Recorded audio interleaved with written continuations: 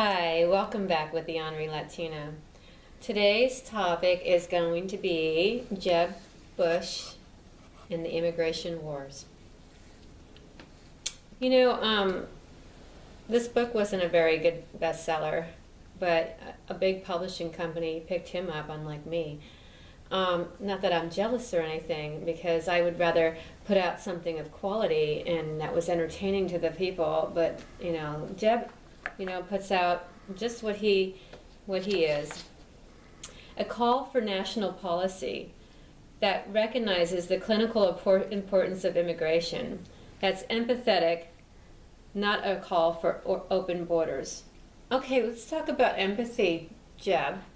Because when you grant the amnesty for 12 million people, how are you going to round up the rest of them? Are you going to put them in cars or in cages, or how are you going to get the rest of those people that are already here to come in and that have been here for generations to just come forward? Many of them are grandparents that have been here for like 30 years. I mean, there's people that are not in this 12 million here that have came here illegally.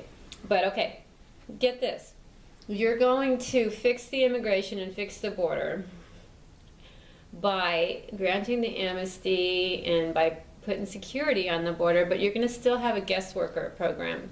So what happens when the guest worker comes here and he leaves his family behind, and instead of procreating with his little Mexican woman that he brought from at home and having a child here that was basically encouraged to do when they came here by our federal government. George W. Bush granted money to our state agency in Oregon, and the legislature told me what they did, and it was mandated by your brother that they would get more federal money if they promoted illegal immigrants to have children and actually subsidize them.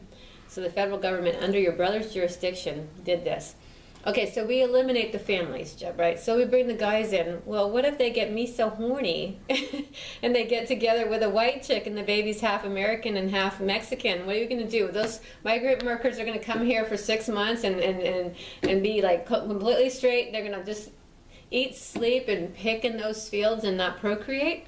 No, we don't have an illegal immigration problem here.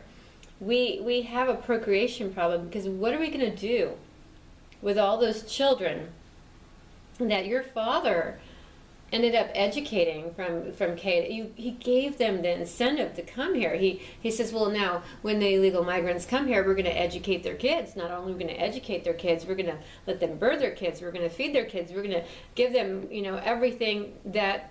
I mean, who in the hell wouldn't want to come to this country? Shit. If I was living in Mexico in a dirt grass hut or out in Africa or wherever I was, I sure be climbing a border fence. I mean, you don't even have to climb the border fence. In some areas in San Diego, you just walk right across. But you mean to tell me for 30 years since Reagan did the first amnesty and your father was in office, and that Texas border has been wide open, and it's been wide open by Rick Perry for a good number of years. And I drove across there when I came to Florida about 4 years ago. And you guys didn't have a single patrol car out there in Texas, not one. They were about 100 of them parked in the parking lot. And Arizona was patrolling their border. But guess what? Texas, with an all-Republican Congress and with Rick Perry, they didn't even say anything about the border. Well, election time is coming, and all of a sudden it's in the news, and Barack Obama's doing this and that, and Rick Perry's going to get loud about illegal immigration. This whole idea that you're going to sell the American people on multiculturalism. Let me talk about that No Child Left Behind Act of your brother, George Bush. He had put policy in working with a Democrat, Ted Kennedy. And what he was going to do is say that we were going to not leave any child behind. What he doesn't mention is that under IDEA, the Individuals with Disabilities Act, that's an unfunded mandate. And so is No Child Left Behind. So we're going to penalize and cut the funding of teachers if some poor kid doesn't meet the benchmarks, or if some Latino kid doesn't meet the benchmarks. So we're not going to do anything about the disabled kids, because we're going to get out of that, because a disability is a disability. So if somebody has dyslexia and they really are dyslexic and they really need help, instead of calling it dyslexia, in Oregon they diagnose it as learning disabled.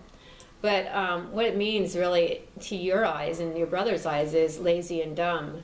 So that's our new chain gang, and along with all the other kids you leave behind in rural areas because you just don't give a shit.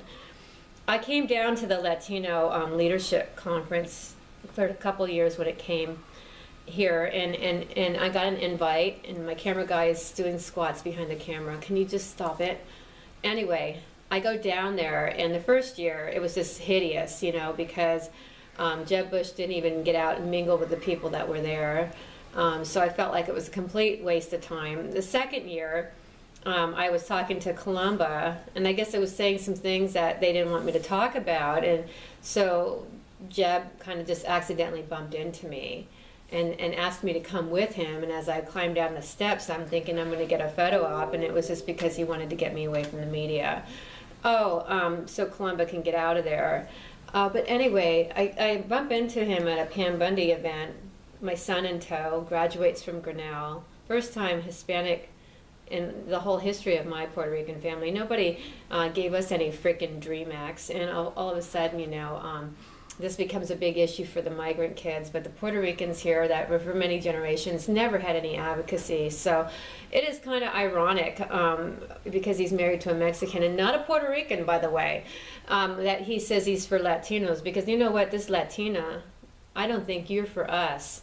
And you completely offended my friend Elizabeth, who wants Puerto Rico to become a state, and she would thinks that would be really good to help the poverty and the business down there.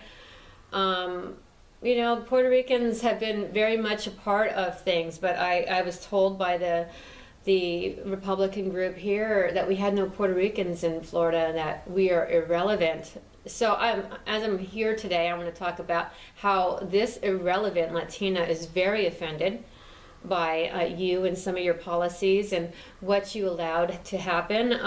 The border situation is just business as usual. I don't really think that you're going to solve it. I think you're just going to do exactly what the Democrats are doing. You're going to maybe, if you do push the amnesty, it's going to be just another the same exact thing that happened 30 years ago with Ronnie Reagan. And the people are going to still come. They're going to overstay their visas, and there's not a damn thing you're going to be able to do about it.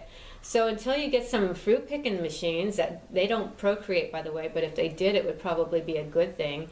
Until you get fruit picking machines and really address the fact that it's not illegal immigration and not the border that we can control, it's just policy. Thank you, and have a great day.